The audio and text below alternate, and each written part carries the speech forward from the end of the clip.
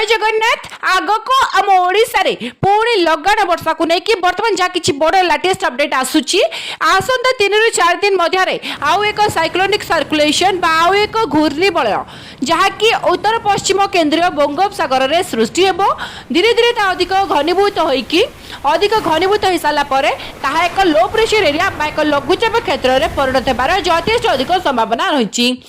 लघुचाप क्षेत्र में परिणत होगापर आम ओडिशार अधारू अधिक जिला मानकरे पाखापाखि 17 ରୁ 19 20 जिला मानकरे किछि जिला मानकरे प्रथमे बिजुली घड़घड़ी वज्रपात सहित वर्षा पड़िबो आउ किछि जिला मानकरे वर्षार परिमाण अधिक मध्य रहिबो। धीरे धीरे एमती 5 तारिख 6 तारिख बेलू लगाण वर्षा प्रबल वर्षा लागिक रही आग को किसी जिला मानक येलो वार्निंग आउ किसी जिला मानक ऑरेंज वार्निंग बा कमला रंगर सतर्क सूचना जारी करा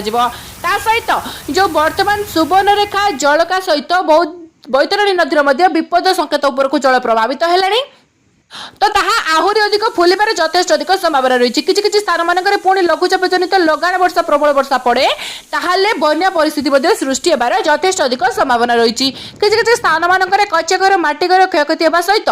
दुर्बल पोल भांगी पारे दुर्बल पाचेरी भांगी पारे ता सहित वाटर लॉकिंग बा जलबंदी परिस्थिति किसी स्थान मानक सृष्टि हो पारे। तो आज आम जानवे कि प्रकृत में कौ जिला मानक केते प्रबल वर्षा पड़ो कौ जिला मानक बिजुली घड़घड़ी वज्रपात सहित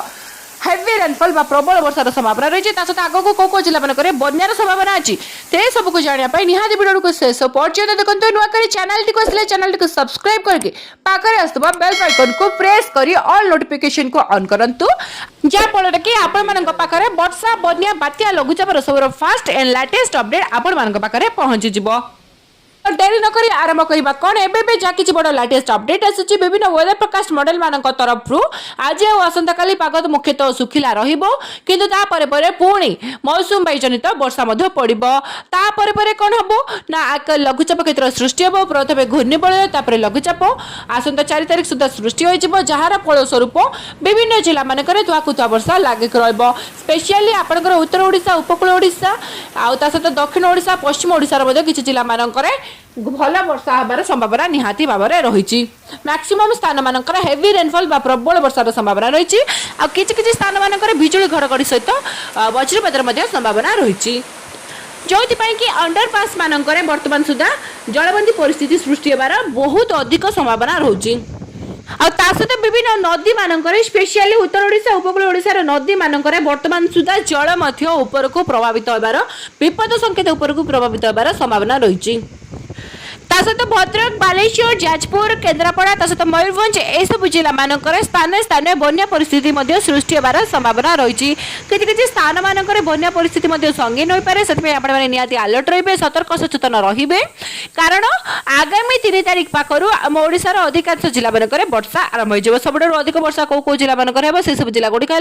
सुंदरगढ़ केन्दुझर मयूरभंज बालेश्वर भद्रक जाजपुर केन्द्रापड़ा जगतसिंहपुर यही सब जिला मानक सब अधिक वर्षा पड़े सहित खोर्धा पुरी नयागढ़ तापर आपणकर हूँ गजपति गंजाम कंधमाल कोरापुट मालकानगिरी नवरंगपुर रायगढ़ संबलपुर बरगढ़ देवगढ़ झड़सुगुड़ा सोनपुर अनुगुल ढेंकानाल यह सब जिला मानक लगाण वर्षा प्रबल वर्षा लागिक रही यथेष्ट अधिक मात्रा संभावना रही से निहाती अलर्ट रे सतर्क सचेतन रे आगक वेदर कौन चेंजेस करुच्ची कौ जिला मानक केते प्रबल वर्षार संभावना रही जहाँ भी किसी लेटेस्ट अपडेट आसो सांगे सांगे अपलोड करदेवी आपण पाखे पहुंची से निहाती चैनल सहित जड़ित होइकरंतु वीडियो भल लगी समस्त पाखक शेयर करने सहित समस्त सचेतन निश्चित भाव करूँ शेष पर्यंत भिडियो देखि समस्त को पुणी थे हृदय सहित बहुत बहुत धन्यवाद। जय जगन्नाथ वंदे मातरम।